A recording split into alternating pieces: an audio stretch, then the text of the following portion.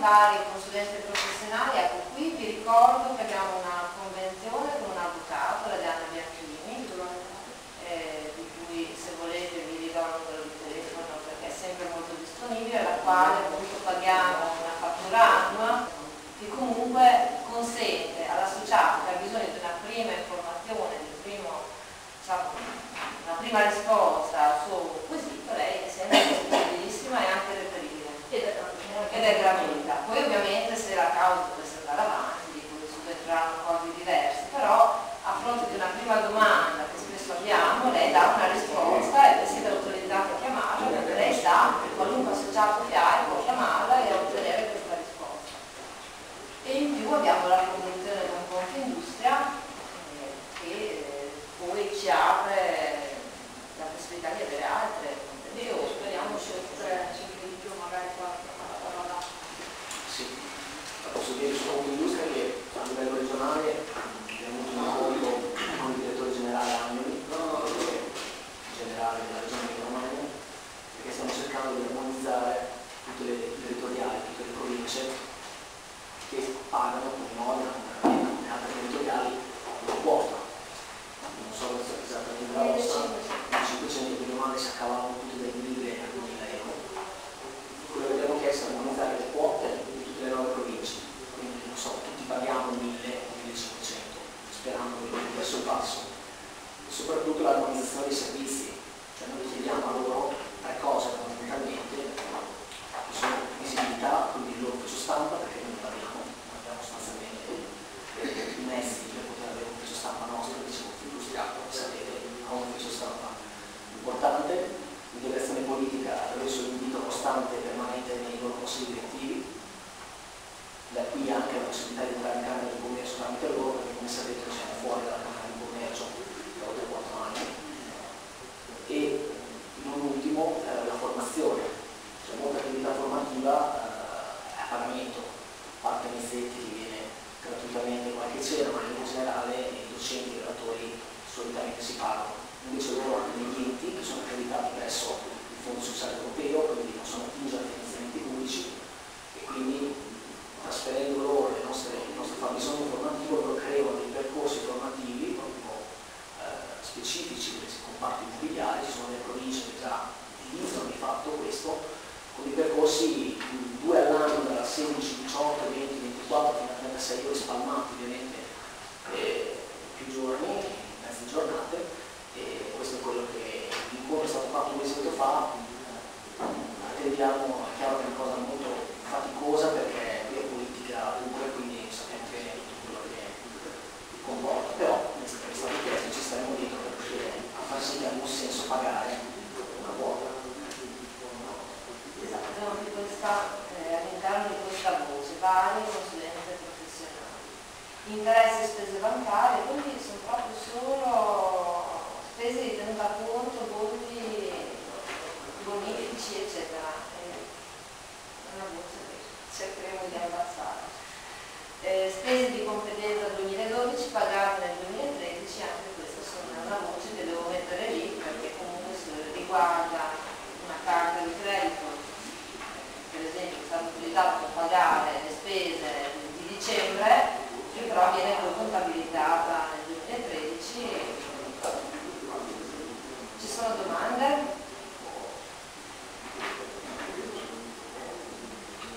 Approvato? Se non ci sono domande mettiamo in votazione, favorevoli?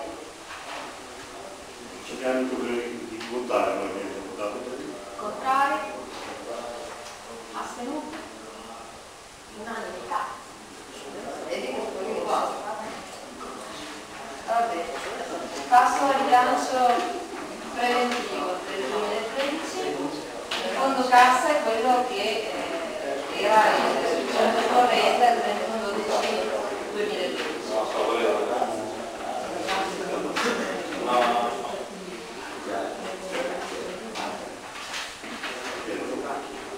I contributi associativi, voce 2.000 euro, è più o meno quello che speriamo di recuperare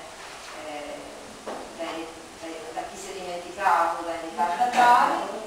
I contributi straordinari quelli che dovrebbero tornarci da FIAICO, più o meno per il numero di associati che contiamo di avere per il 2013, che è un po' diminuito ma non di tanto, non abbiamo altri proventi, sì, in altri proventi ci sono sempre i circonti delle competenze dal 2012-2013. Poi passiamo alle spese previste, se non ce le ristampate manteniamo la spesa solita di 4 milioni, 200 euro circa complessivi per telefono. Ecco, spero che gli sms stiano arrivando a tutti adesso, perché pian piano ho inserito tutti i numeri di cellulare, se qualcuno non arriva me lo dite che date il numero essere sfuggito. Se qualcuno non arriva date il numero di cellulare, perché spesso per far prima le cose non succede, lei manda l'SMS. Omaggi e spese di rappresentanza 200 euro, viaggi e trasferte dirigenti nazionali, potrebbe essere un anno un po' meno costoso perché abbiamo meno convegni a Roma o assemblee particolari.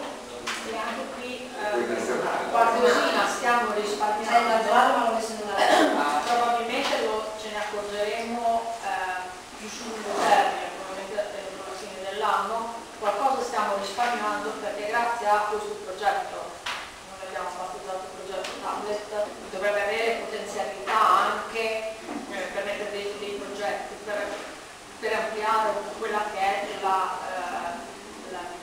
l'aspetto lavorativo a livello regionale di FIAICO, però intanto sta risolvendo un problema di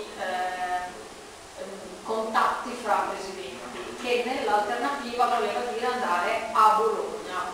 Lo dico perché il progetto tablet effettivamente sta creando, perché noi siamo tutti in videoconferenza, quindi creiamo questo contatto con la videoconferenza. Il tablet, come diceva Carla, ha due scopi fondamentali, quello di fare il tablet, noi gli mettiamo dentro tutto ciò che il territoriale fa, di modo che lo Parlamento può prendere spunto da modello sull'iniziativa di Bologna uguale o viceversa, insomma. Quindi sta tutto dentro una sorta di bacino, di catino, chiamiamolo, per vogliamo condivisione. Avendo tutti lo stesso strumento, uno non può avere delle scuse di dire ma io avevo uno strumento, un mezzo che non era idoneo e quindi non ho potuto andare a vedere. Tutti abbiamo lo stesso appunto strumento. E questo è una cosa che ha finanziato il regionale, cioè che paga il regionale. Ma l'altro motivo, come diceva Carla, è con quello facciamo delle videoconferenze. Quindi tutte le volte che c'è una giunta a Roma, una giunta nazionale e o un consiglio nazionale, non dobbiamo fare il consiglio regionale prima, per dettare la linea con il regionale. Quindi su un determinato argomento, nell'area A, se ci vado io, se ci va il vice o se ci va un altro delegato, abbiamo ognuno la sua idea personale. No, diciamo quella dell'espressione della regione, cioè delle varie territoriali. E quindi in videoconferenza, al di là di vedersi, quindi ci sentiamo e in un'ora e mezza ci sono 3 argomenti importanti che si fanno in giunta, bene, su quello decidiamo a maggioranza ovviamente cosa andiamo a dire per quale motivo. Organizzazione convegni, giornate di studio, acquisti di spazi su stampa, attività ricreative. Io qui tutti gli anni metto una voce di spesa maggiore perché comunque è dove secondo noi bisogna investire di più. Quindi diciamo sempre se ci sono idee o richieste particolari siamo sempre disponibili. Ecco, poi non so se sia stato il tablet o meno, ma io da associata apprezzo il fatto che sono aumentate tantissimo le iniziative di corsi a livello regionale aperte a tutti, quindi più trasmesse, più... Questo sfondi. Sì, perché abbiamo, cioè, un anno fa quando c'è stato il cambio della dirigenza, in realtà io presiedo, però di fatto siamo un po' tutti responsabilizzati, tutti i presidenti provinciali, perché c'era una linea, diciamo così, che non era più condivisa e quindi ci siamo detti, quello che dicevo prima, non è che una persona che al vertice va là e dice le sue opinioni, ma devono essere espressione di qualcosa che è stato condiviso dalla maggioranza territoriale, quindi delle province, cioè quindi della regione. E quindi abbiamo deciso anche a livello formativo proprio per come dire, restituire, ripristinare la funzione originaria della regione, che non è appunto quella di prevalere sul territorio e accentare sui 6 eventi, ma di essere a disposizione, quindi una funzione di supporto, di coordinamento del territorio, quindi di supportare le iniziative territoriali che poi sono quelle che rispecchiano le reali esigenze dello stesso. Quindi questo è stato da